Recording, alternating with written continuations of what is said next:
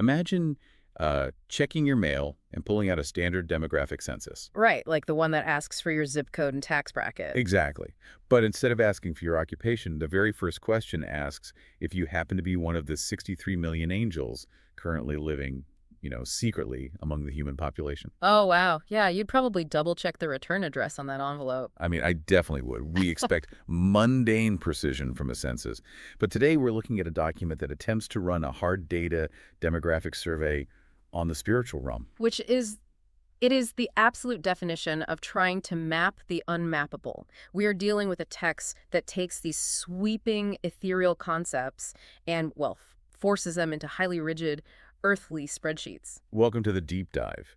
Today we are taking you into a highly unusual, truly fascinating draft document. It's titled Censusan Celestial. Yeah, and it was written by an author named Xu Feng in July of 2005. Right, and interestingly enough, it was drafted in Harare, Zimbabwe. Which is such a specific origin point for what this document actually serves as.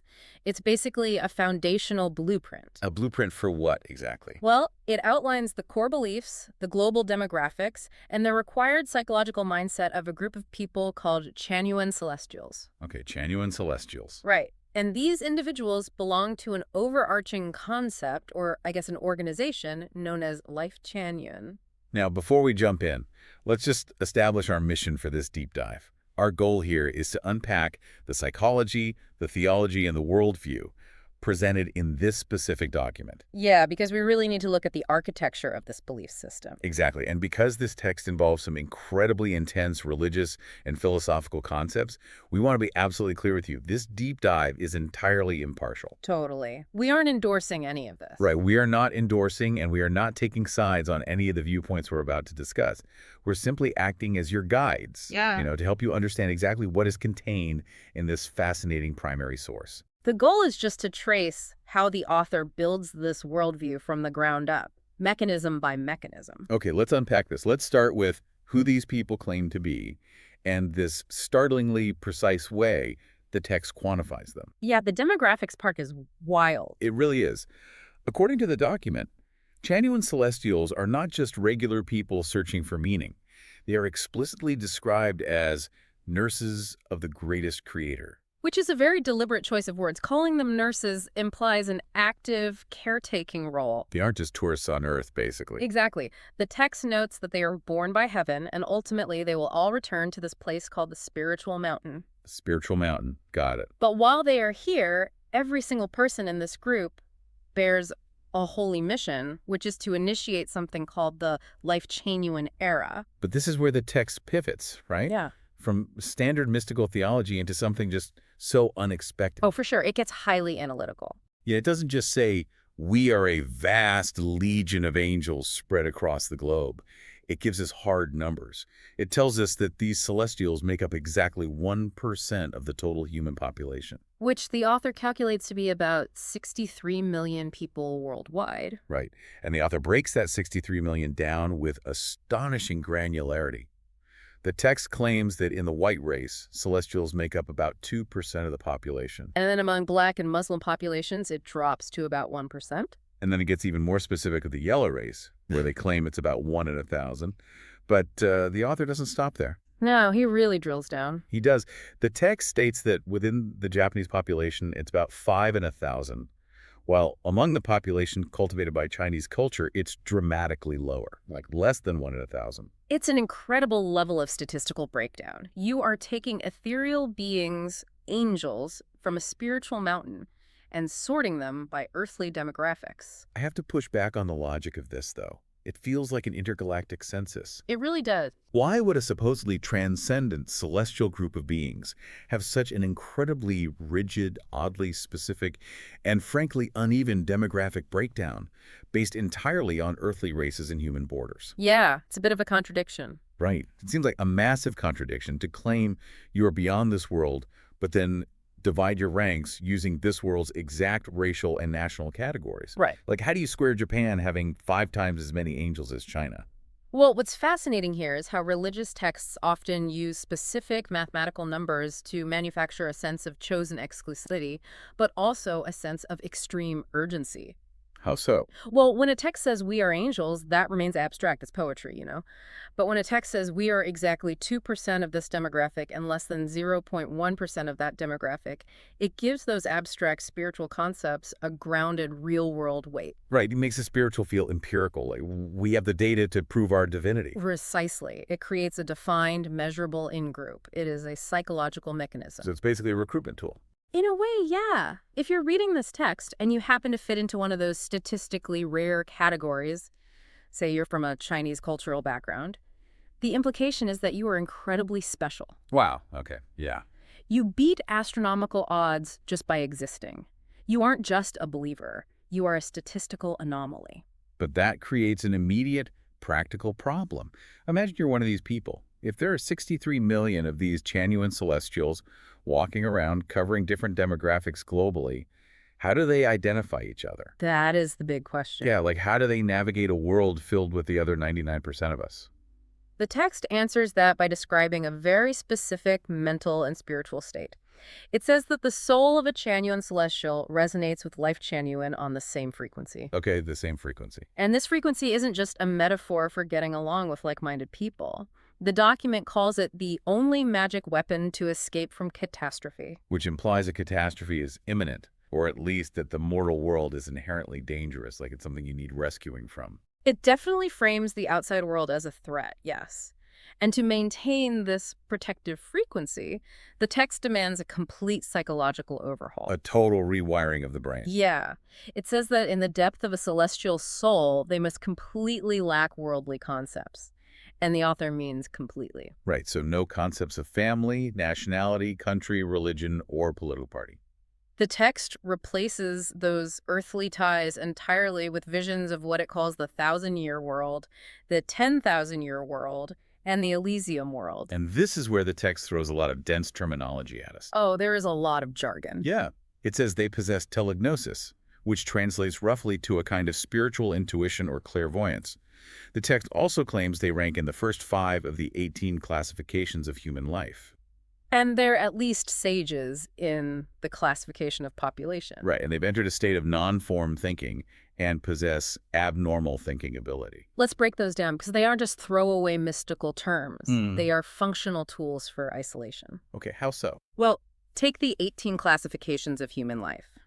Think of this like a spiritual caste system or an evolutionary ladder. A caste system, really? Yeah. By explicitly placing celestials in the top 5 tiers, the author is mechanically ensuring that followers view themselves as evolutionarily superior to the masses.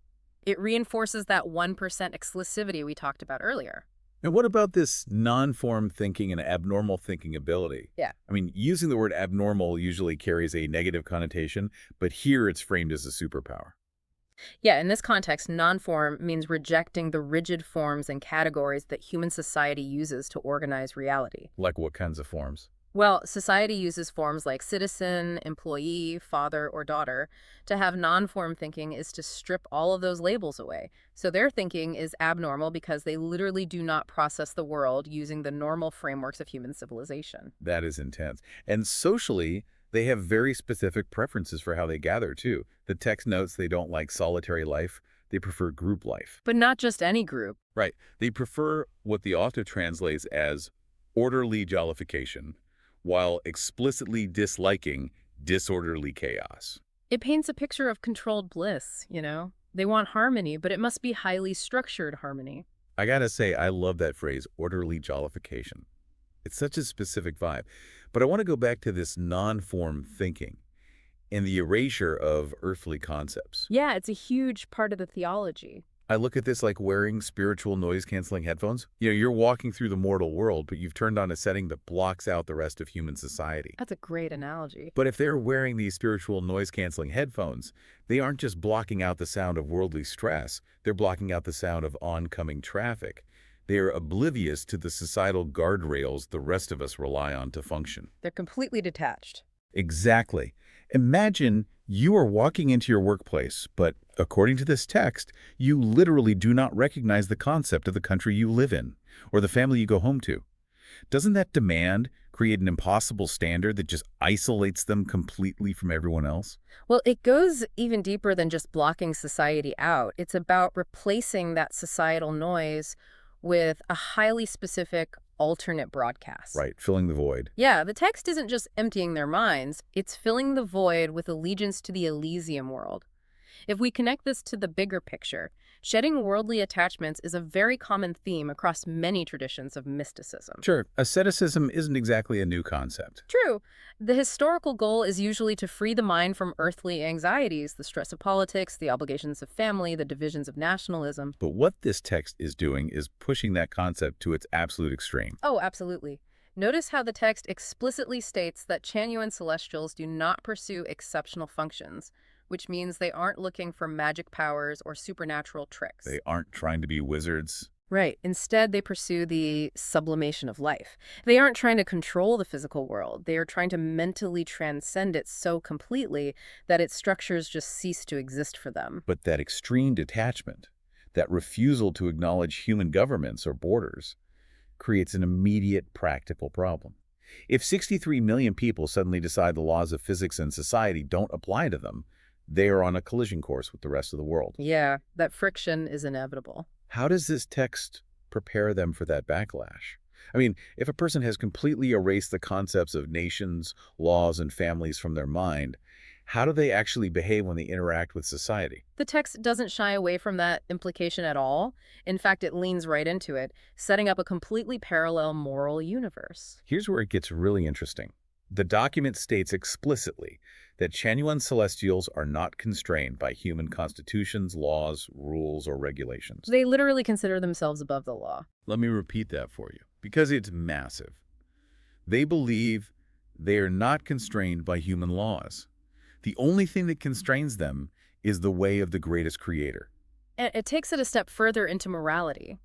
The text says they do not use public moral norms to measure truth, goodness, or beauty. So they don't care what society thinks is right or wrong. Not at all. Instead, they rely entirely on their own cognition on Tao. And this leads to one of the most striking lines in the whole draft. It says that in profane eyes, meaning the rest of us, the 99% of Chanyuan Celestial is neither a bad guy nor a good guy. They operate on a completely different code of ethics. Yeah, they're opting out of the moral binary entirely. And internally, within their own group, this manifests as what the text calls communism thought. Now, it's not referring to the political economic system, but rather a spiritual communalism. Right, where all Chanyuan Celestials are completely equal in human dignity without any discrimination. Yes, and to achieve that, their interpersonal relationships are radically redefined. The text outlines a relationship matrix that ignores race and age entirely. This part is wild. Yeah. It says that between a male and female Chanyuan Celestial, the relationship is a lover relationship. And between females, it's a sister relationship, and between males, it's a brother relationship. By enforcing that matrix, the text is systematically dismantling the traditional nuclear family. Oh, completely. If every woman is a sister, and every man is a brother, and every opposite pairing is a lover, you no longer have traditional spouses or isolated family units. The loyalty belongs only to the group. Exactly. And their inherent nature in this state is described with this beautiful, highly poetic imagery. It says they are pure as crystal, hard as diamond, flexible as flowing water and spring willow twigs. It's meant to evoke a state of total adaptability and unshakable inner peace. Yeah, it sounds very serene. Wait, hold on though. I have to bring up a major pushback here. Go for it. All the poetic willow twigs aside, if a group explicitly rejects human laws, rejects human constitutions, and rejects traditional public morality, claiming they are neither good nor bad by society's standards, isn't that a massive red flag? It's definitely concerning from a sociological perspective. If you are a law unto yourself, doesn't that create a dangerously high potential for friction or even conflict with the rest of the world? Well, this raises an important question, and it's really the central tension of the entire document. On one hand, the text works incredibly hard to claim these people are profoundly peaceful. Right, they claim to be harmless. Yeah, it says they have a simple, tranquil heart, dealing with people like a child, but possessing a deep mind, getting along with people like a saint. They're supposed to be driven only by their souls, not worldly desire. Right, pure as crystal, which sounds lovely on paper. It does, but whenever a group declares that human laws literally do not apply to them, they actively remove themselves from the shared social contract. Yeah, they just opt out of civilization. Historically, when a group believes they answer only to a higher, unseen frequency, the friction you mention isn't just possible, it's almost inevitable. Because they're playing a completely different game on the same societal board. Exactly. They might view themselves as peaceful saints, but to the legal and social structures of the outside world, they are unpredictable variables. Which brings us to how they handle that exact friction. If you view yourself as an unconstrained angel living among the mundane masses, how do you view other belief systems? They have a very specific approach to that, too. Facing this inevitable clash with the outside world, what is their ultimate endgame? The text gives us a very clear look at how they handle other religions, and it's quite clever. They don't necessarily reject them, they absorb them. Or absorb them, how? The document claims that the real Christians, Buddhists, Muslims, and Taoists are actually Chanyuan celestials. Wait, so they're claiming to speak for everyone else? In a way, yes. They state that they deeply respect and revere Jesus, Sakyamuni, which is Buddha Muhammad, and Lotsu. But they do this while claiming a kind of bulletproof emotional resilience. Yes. The emotional control is a big factor. The text says that facing danger and pressure, a celestial remains calm. Facing worldly temptation, they remain unmoved. But they aren't passive.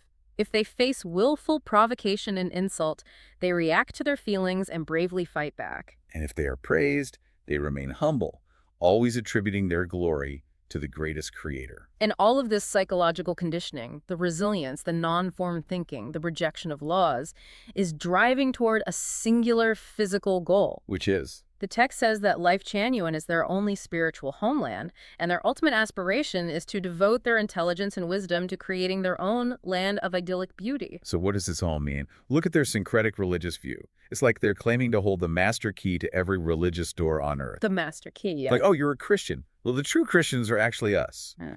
It's a massive paradox. It really is. How can a group claim extreme humility? Always admitting mistakes, giving all the glory to the Creator, yet simultaneously have the theological audacity to declare that they are the only true believers of every major world religion combined. How do followers not see the contradiction there? It is a paradox, but it's also a highly effective classic synthesis technique often found in new religious movements. So they aren't the first to do this? Not at all.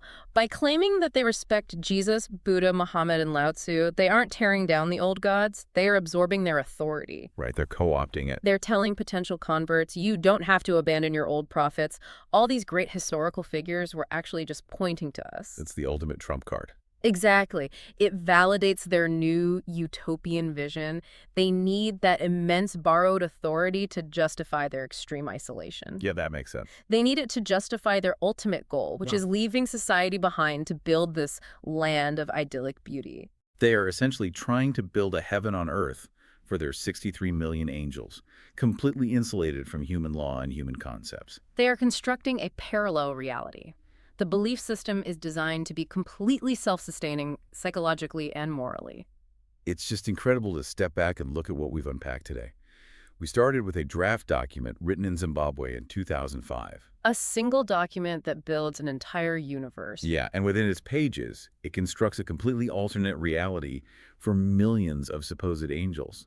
It blends this hyper-specific, census-like demographic breakdown with a total sweeping rejection of human laws, family, and national identity. It's a text that demands absolute spiritual purity and detachment, yet insists on defining itself against the very earthly metrics it claims to transcend. It's fascinating. That really is a fascinating study in how alternative worldviews are architected, and the extreme lengths a text will go to in order to separate the chosen from the rest of humanity. It really is. And it leaves you wondering about the human cost of that architecture. Which brings me back to where we started. The census idea. Yeah, we talked about how an earthly census maps tangible reality, while this text tries to map a spiritual one. But think about what this document actually demands of its followers. It demands everything, essentially. Imagine trying to live this out. It demands the complete shedding of all concepts of nationality, of family, of societal law. It demands non-form thinking. A total erasure of the self as society knows it. Exactly. If someone were to truly succeed in that, if they actually managed to turn up those spiritual noise-canceling headphones so high that the entire human social contract vanished from their mind, would they still be recognizable as human? That is a terrifying thought. Or, in their quest to become an angel, would they have entirely removed themselves from the shared human experience? Just something for you to mull over as you go about your day in the mortal world. Thank you for joining us on this deep dive.